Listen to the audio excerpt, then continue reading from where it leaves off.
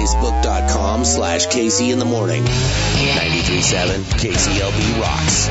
I've been looking forward to this show ever since it was announced last month. McCallum Theater, going to be a gentleman there who, of course, you know from Loveline, The Man Show, The Adam Carolla Show, which you can get on iTunes. New book, In 50 Years, We'll All Be Chicks. The one and only Adam Carolla joins us on the line this morning. How are you, sir? Great to be back. Good to have you. You sound better. Last week we had you on. You had a bit of a cold. You feeling better? Yeah.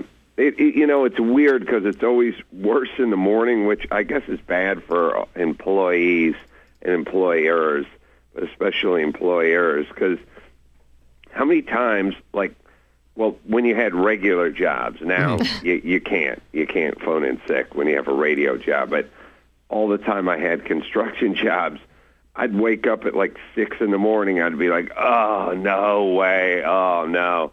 I'm horrible. And then, I was playing racquetball at noon, but I would phone in and say I'm sick. And I felt sick because you feel like hell at 6 a.m. You feel good by noon. So what you're saying, Adam, is that all jobs should start at noon. No one should have to be bothered to go into work before then. That or bosses who pick up the phone should go, oh, BS, you'll be fine. Take some Pepto. Get in here. Now, go. You've been on with us a couple of times, and I've been taking crap from listeners because I've been getting one question that they want me to ask you over and over and over again, and I'm a fan of this as well. The Hammer, the fine movie The Hammer. Sure. Are you going to be doing any more film work anytime soon? No, but I appreciate you enjoying the film, and I appreciate the listeners enjoying the film, and I appreciated doing the film, but it's a horrible business. There's a monopoly, and it's pretty much like you're either friends with Adam Sandler or Will Ferrell, or you're not making a movie, not in any realistic kind of way. If I want to, I can write a script for free. I can hit you and your listeners and some of my Hollywood friends up, and I can rattle the can, and we can get together $1 million, and we can go out and shoot an independent film that'll never get distribution. And we might make our money back if it sells enough DVDs or Comedy Central pays enough for it. But the reality is there's no business. And even if you're somebody who you may have heard of, like myself, or somebody who's been in the comedy community for a while, like myself, it doesn't matter. It's just you either make films or you don't make films. And if you're Adam Sandler, you can make any film you want, anytime you want. And if you're Adam Carolla, no way. And it doesn't matter if you have a great script or not. You could have the world's greatest script, and they'd say, who's in it?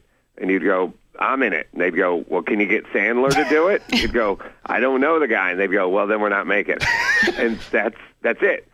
Or you could have the world's worst script, and you could go, Will Ferrell's make it. He's agreed to be in it. And they'd go, we'll make it. And you'd go, do you want to read the script? And they'd go, no. Yeah, apparently that really is happening with his last few movies, Adam Carolla. That's all it is. Tomorrow night, Adam Carolla in town, McCallum Theater. And I know you're doing what's called a Christmas Carolla. And I'm wondering, are you... But I just want to say that I'm not bitter that those guys get to churn out pieces of cat turds after pieces of cat turds year after goddamn year after goddamn year. And I never get a shot to make a movie. I'm not bitter whatsoever that those guys get to churn out the same pile of crap every single year. I can tell. You know what, though? For anybody that hasn't seen The Hammer, I'm going to give you another. I laughed my ass off through it. I thought it was phenomenal. I wish they would give you a shot at another movie, man. Well, I can't make a movie. I'm not named Adam Sandler. I'm Adam Carolla. I think if you write another movie, maybe we get Sandler in it. Then we got something. How's that? Yeah, or maybe we just do something where I write a movie and they go, who's in it? And I go, Adam Carolla. Perfect. We'll take it. Now, let's talk about your show tomorrow night, McCallum Theater. I know there's still a few tickets available. And you're doing a holiday show. It's a Christmas Carolla. Are you a holiday kind of guy, Adam? No. Perfect. I mean, I like the part. I do like the part where you get to not go to work for a little bit, and I like the smell. Mm-hmm. I like the fact that not only do you have scented candles and Christmas trees and Yule logs and things burning, but I like the fact that it's cold, and when it's cold, stuff doesn't smell. You realize the heat really gets people going. It works for houses, it works for Armenians, it works for everyone. When the temperature gets hot, the funk starts coming out. When it's cold, no one ever walks into a really cold house or a cold city and goes, "Oh man, what's up? Who farted?" You know, cold makes everything go away, and I love the smell. And I love the smell of a Christmas tree. And I can't stand the fact that more and more sensible people are getting fake Christmas trees. And then everyone always talks about the super pragmatic part of it, where they're like, "Oh no, the fake tree's a lot better because you get it set up, you can get it put away, you don't have to pay for a new tree every year. It almost looks real." And it's like, that's not the point. The point is to open the front door and have that whoosh of pine from the real Christmas tree. And if you're looking to save time and be pragmatic, hanging lights around the eaves of your house or putting the tree up or making figgy pudding, it's all sort of a waste of time. Stringing popcorn on a needle and thread, that's the point. It's a waste of time. It's a celebration. You know what I mean? Yeah. We're by the way, I'll point out we're getting everybody in the holiday spirit with Adam Carolla this morning, Christmas Carolla, out at the McCallum Theater. Now we know you're a bit of a ranter. You're well known for that, and we were hoping we had some of our listeners throw out some topics to us, and I was hoping just to throw some things out and find out if you have any opinions on any of these. So I'm going to start with, and this is what we got because it's Palm Springs. We have a lot of this. Old people. Oh well, I wouldn't. Everyone wants to make fun of old people, and I don't like making fun of old people because I hope to be old one day. And I understand making fun of, I understand making Polak jokes because if you're not Polish, go nuts, know. But if you're hoping to be Polish one day, don't make a lot of Polak jokes. And I feel the same way about old people. Okay. Like, pick a nationality. Puerto Rican, pick something that you're not going to become one day, God willing, and then tell a bunch of jokes about it. But we all hope we get old, do we not? Is that the plan? Now, I'll throw a couple more at you. Four Loko, the energy drink with the booze in it. Right. But here's the thing. I know that stuff, everyone wants to make scissor or whatever that, all that stuff, everyone's going nuts. But as long as I can go to a liquor store and buy a Red Bull and a Smirnoff, I can do my own thing, right? I mean, people drink Red Bull and vodka all the time at clubs, right? True. So what's the difference between them sort of pre-bottling it? I mean, it's all horrible, all the energy drinks. I have this theory about energy drinks that, first off, mostly only a-holes drink energy drinks. Like, I don't think Carl Sagan would have drank Red Bull or SmackDown or Turbo or Nitro I don't think any of the great people, the great humanity, I don't think Gandhi would have had an energy drink. Like, I don't think any of the real decent, I don't think Jimmy Carter drinks energy drinks.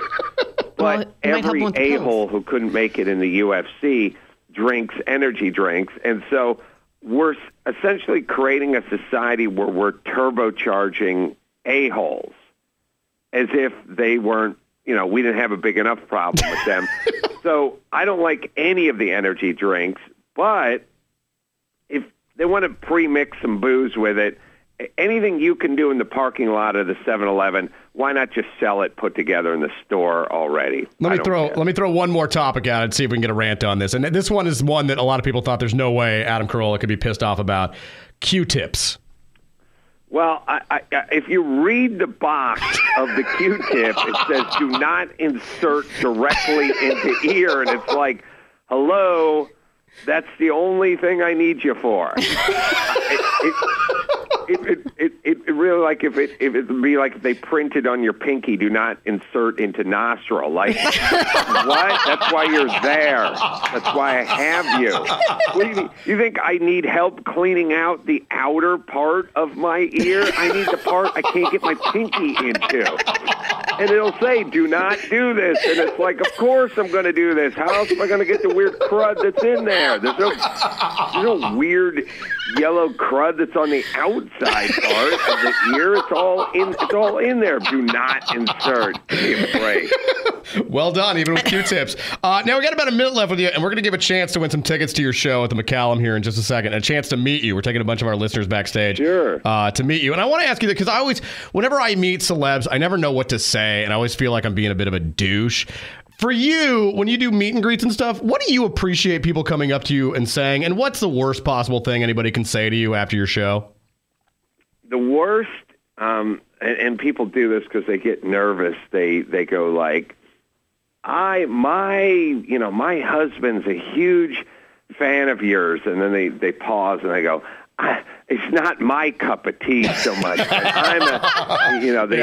They'll get nervous and kind of put their foot in their mouth. So, just say, if you say something like bought the book or enjoyed the Hammer or loved your very brief stint on Dancing with the Stars, were easy, or you just want to take a picture. It doesn't take much for me. Well, and we're looking forward to it and really excited about bringing people backstage to meet you with the show. And we'll give you guys a chance here in a second. First, thank you for bringing the show out here, and we'll look forward to meeting you tomorrow. Adam Carolla, thanks for coming on, man. Looking forward to tomorrow, guys. See you Absolutely. Tomorrow. Thanks, Adam. Adam Carolla there on the show. And once again, tomorrow night out at the McCallum Theater in Palm Desert. Tickets are still available for sale, or you can win them coming up here in just moments, all from 93.7 KCLB Rocks.